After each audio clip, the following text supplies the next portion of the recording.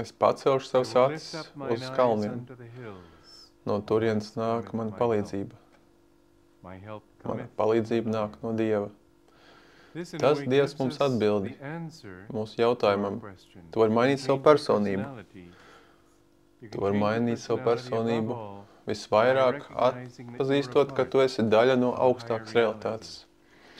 Un jo vairāk mēs attiecinām sevi pret šo realitāti, jo vairāk mēs atrodam savu spēku nākam no Dieva, arī vadību, iedvesmu, veidus, kā izpausties, visas šīs lietas.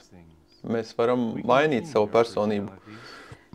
Mums jāsaprot tomēr, ka ir kaut kāds pamats, kas nemainīsies. Ja mēs gribam mainīt sevi, mums tas jādara vai jāpieiet tam realistiskā veidā. Es atceros, kad es rakstīju savu autobiogrāfiju Pās par savu bērnību un pārdzīvoju to no jauna savā prātā, mēģinot to aprakstīt. Un skatoties uz fotogrāfijām savām, kur bija 4 gadu vecs vai jaunāks vai vecāks, skatoties tajās acīs, fotogrāfijās, sapratu, ka es biju tas pats cilvēks. Ir kaut kas, kas nav mainījies. Iekšējā apziņa, kas skatās uz ārpusi, ir pamatā tā pati, un tā ir ar visiem mums. Kā mēs reaģējam, kā mēs to projicējam, tas mainīsies atkarībā no apstākļiem, ietekmēm, ieradumiem, ko attīstam un tam līdzīgi. Vispirms mums jāstrādā ar sevi tādiem, kādi mēs esam. Jo tas, ko daudz mēģina izdarīt, kad mēģina sevi mainīt, mainīt savas personības, ir pieņemt personību, kas pilnīgi savādāka. Ir jāsaprot, ka nav neviena personības ieraduma, kas ir slikts vai labs pats pa sevi. Katram ir savas augstākas vai zemākas oktāvas. Augstāka oktāvā persona, kas izrāda negatīvas ieradums, citam tie būs labi. Ar jebkuru īpašību to var pagriezt otrādāk un padarīt to skaistu un starojošu. Tas nav jādara tā, kā citi to dara. Mēs bieži mēģinam darīt tā, kā citi dara, skatoties citiem un imitēt viņus. Es vienmēr esmu domājis svēto caur svētajiem. Katrs no viņiem savā veidā ir unikāls. Jo katrs no viņiem pauž Dievu, jā, bet Dievs ir bezgalīgs. Viens to pauž lielā aktivitātē, cits vienatnē noslēgts. Cits būs ļoti ārešķīgs, cits būs ļoti introverts savā izpausmē. Kāds būs vairāk, gribēs vairāk paust visu racionāli, cits caur sirdi un būt atbildošāks uz iedvesmu un mīlestību. Cits gribēs būvēt lietas priekš Dieva, bet katrs no viņiem būs atšķirīgs. Un es redzu daudz lielāku atšķirību starp svētajiem nekā parastiem cilvēkiem.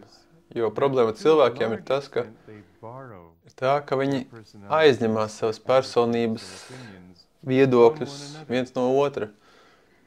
Tad, ja, piemēram, ideja iegūst savu svaru kādā valstī, pēkšņi visi sāk runāt par vienu to pašu. Visi pauž vienu to pašu viedokli, reakciju vai pat personības īpašību. Un tu var ievērot cilvēki, iznākot no kinoteātra. Labākais piemērs. Iznākot no westerna, staigā ar gaitu tādu kā aktieriem, kā Clintam Eastwoodam, piemēram. Un patiesība ir tāda, ka mēs šajā dzīves filmā bieži paņemsim mūsu manieres un īpašības viens no otra un domāsim, ka tās ir īstas, nevis tikai īslaicīgas filmas ietekmes, bet kā ilgstoša dzīves filmas ietekme. Es nekad neaizmirsīšu jautru notikumu daudz gadus atpakaļ. Vietā, kur es dzīvoju, bērni gāja uz skolu un gāja pāri tenisa kortam īpašumā, kur es biju, pirms doties uz skolu. Un mēs redzējām, kā viņi gāja. Un vienreiz puika 6 gadi un meitene 6 gadi. Viņš laikam bija redzējis kādu cietā rieksta filmu. Teica, nāc šurp. Nenākšu. Nāc šurp. Smieklīgi, kad kāds 6-gadīgais šādi te runā tādus vārdus. Un droši vien, kad viņam bija 20, tad viņš bija pavisam īsts. Bieži mēs pārņemam apkārtējo ietekmes. Ir diezgan viegli pateikt, no kuras valsts cilvēks nāk, jo viņš bija piedzimis franču ģimenē Francijā. Viņam būs viena attieksme, nekā ja viņš būs dzimis Bengālijā. Vai Amerikā, tad viņam būs cita attieksme. Parasti viņi augot iegūst apziņu, ka tas ir tas, kā tam jābūt. Runājot par valodām, romiešu valodas, mums tur ir vīriešu, sieviešu dzimta, bet franču valodā ir dzimta galdam. Tev ir jāzina, ko tu teiksi, pirms tu sāc teikumu, un tev jau ir jāapņemās šādas teikumus, jau sākot teikumu, izmantojot sieviešu vīriešu dzimdi. Tāpēc bieži domājas, ka angļu valoda ir ļoti daudz intuitīvāka valoda. Tu vari teikumu vidū mainīt savu virzienu, domājot, ka teiks vienu vārdu, bet tam nomainīt ar citu. Un tas nav svarīgi, neviens nezinās. Bet franciski runājot, vai itāliski un vāciski, daudzās citās valodās, tev jāsāk teikums no jauna. Šis mans angļu draugs mēģināja iemācīt francūzim angļu valodu, un viņi skaidroja, nesaki to angliski tā kā tu saki franču, jo angliski ir jādara tā, un francūzi saka, tas ir smieklīgi, viņš bija tik ļoti fiksēts idejā, kā tas pareizi jādara. Vai tā bija viņa daba, vai tas ir tā kā franču īpašība. Galvenais, cilvēki bieži ir tā kā ielikt kastē, tik ļoti visu saliek rāmjos, ka viņi pieņem ar lielu pārliecību, ka tas ir pareizais veids, kā lietām ir jābūt. Daži no šiem domāšanas veidiem ir lieliski. Nav nekā ļauna, jāapņemās par kaut ko. Ja tu esi mākslinieks, tu varbūt nevar būt biznesmens vai otrādi. Un neviens nav lomā teikt, ka viens ir labāks par otru. Viss ir izteiksim tam, par ko mums jākļūst, lai piepildītu sevi. Viss, kas mums jādara, lai izpaustu sevi. No otras puses, noteikts uzvedības nav labas, jo tās nav labas mums, jo tās nedod to, ko mēs gribam, laimi, piemēram, savtīgums. Tu nevari būt laimīgs, ja tu esi savtīgs, vai ļaunums. Kā tu vari būt laimīgs, ja tu esi ļauns pret citiem? Kā tu vari just mīlestību no citiem, ja tu nemīli viņus? Ir daudz uzvedības. Ja mēs atkāpjamies pietiekami tālu, lai redzētu sevi no malas, un citus, vai redzētu, vai viņi atrod to, ko dzīvē grib. Daži atrod, daži nē. Un ja mēs pētām sev, kāpēc, jā vai nē, tad mēs redzam, ka ir dažas lietas, ko viņi dara, kas viņus piepilda, un citas lietas, kas nesniedz viņiem šo piepildījumu. Ja mūsu pasaules novērošana ir atvedusi mūs līdz šim punktam, tad mēs drīz sasniegsim punktu, kad sapratīsim, ka ir lietas mūsos, kas mums nepatīk. Tā nav normāla cilvēka attieksme. Parasti cilvēki tāds jau gostinās. Kāds viņus kritizēs, vai apvainos, vai ieteiks kaut ko. Viņi teiks, jā, bet kāds tu esi? Bet, kad tu saptver, ka tu esi savas laimes vai nelaimes avots, un kad tevī ir lietas, kas ir vērts mainīt, tad parādās jautājums, kā to mainīt. Tas ir iespējams. Bet kā? Un citiem vārdiem, pamatīpašības, kas mums ir mūsu. Bet kā mēs tās paužam, vai mēs tās paužam uz āru, uzsākam lietas, vai raidam enerģiju uz āru, vai domāt kā par mājām pie sevis sirdī, vai mūsu veids ir būt ārējiem publiski, vai vairāk intelektuāliem un meklēt harmoniju. Tās ir īpašības, kas cilvēkiem ir, kas manifestēs dažādos veidos, kas dod mums ļoti lielo dažādību cilvēces. Kāda ir mūsu daba un kā mēs tulkojam ietekmes, kas mums nāk no pasaules, kā mēs tos tulkojam. Persona, kas ir introverta, to viņam visi teiks, ka viņam jābūt vairāk ekstravertam. Bet varbūt viņa daba ir būt introvertam. Varbūt viņš jutīsies kā zivs ārpus ūdens, ja viņš mēģinās attīstīt attieksmi tādu kādu citiem. Viņš var atrast lielu piepildījumu, lasot vairāk esot dabā. Tas nav būt introvertam vai ekstravertam, kas padara tevi laimīgu vai nelaimīgu. Tie tikai faktori, cilvēka personības eksistences faktori. Kā mēs tos virzam, vai mēs tos virzam savtīgi vai nesavtīgi, balansētā vai nebalansētā veidā, vai attīstam disharmoniju vai nē,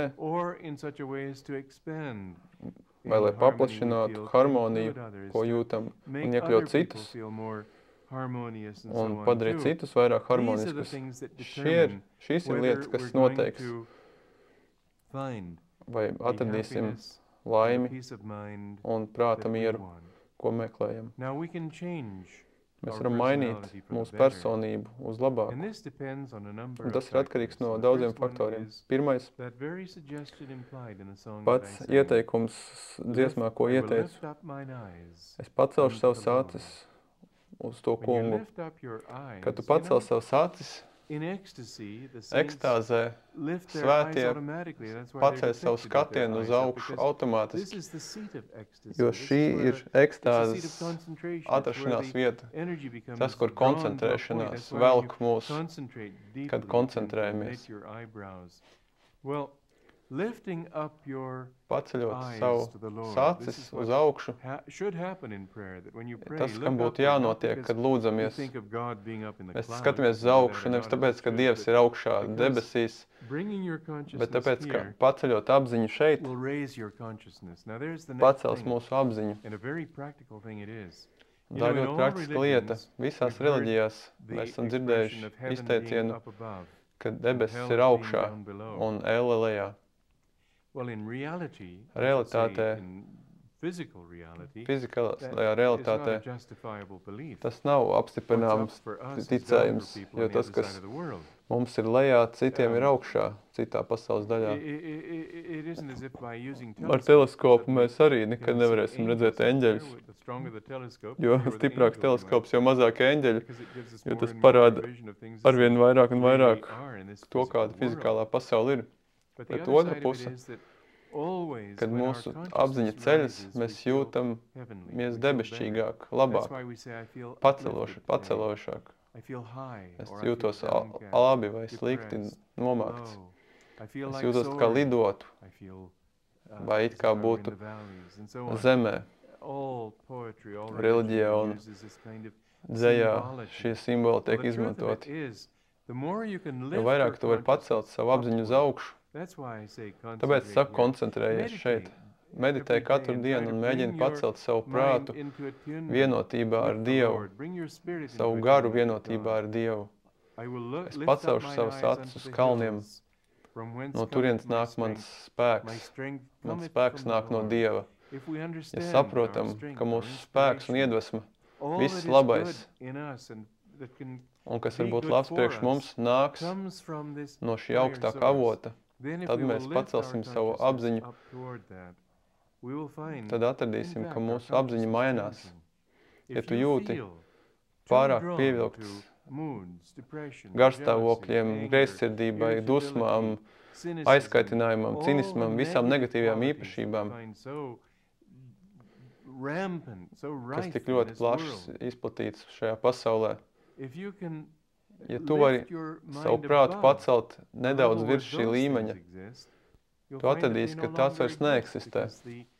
Jo domas, kas tev ir atkarīgs no apziņas līmeņa, kāds tev ir. Ja tavs apziņa ir lejā, tad tavs domas būs tādas pašas. Ja tavs prāts ir augšā, tavs gars arī būs augšā. Meditē un pacel savu apziņu. Piesaisti savu personību vienotībā ar spēku, kas nāk no Dieva, ar mieru, kas nāk no Dieva, ar viņa mīlestību, ar viņa prieku. Svētie nav tādi, kādi viņi ir, tāpēc, ka viņi tādi piedzima. Viņi tādi, tu tāds tika izveidots Dieva. Bet jo vairāk tu cel savu augšā vienotībā ar viņu un prasi viņam iedvesmot un vadīt tevi, jo vairāk tu redzēsi, ka ir vieglāk mainīties, pastīsies uz savu prātu un nodomāsi, ka man nepatīk šāda personība. Tu varēsi atdalīties no tā un mainīt sevi. Kad tu apņemsies kaut ko, tad būs grūti to izdarīt. Bet ja tu attālinies no tā un redz, ka es neesi tu, tad ir ļoti viegli ar to strādāt un manipulēt savu personību,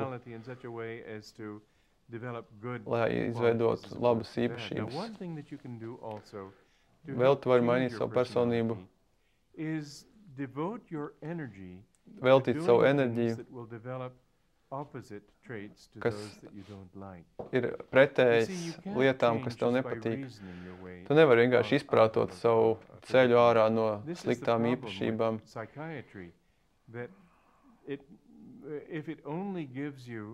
Ja tas tikai dod tev apziņu problēmas, tas nav pietiekami. Tu redzi, ka tev jāmainās, bet tas nenozīmē, ka tas tev mainīs. Tu vari prātot visu apkārt pasaulē, bet tas neobligāti tev izmainīs. Jo izmaiņas nāk dzīvojot, izmaiņas nāk mainot savu apziņu.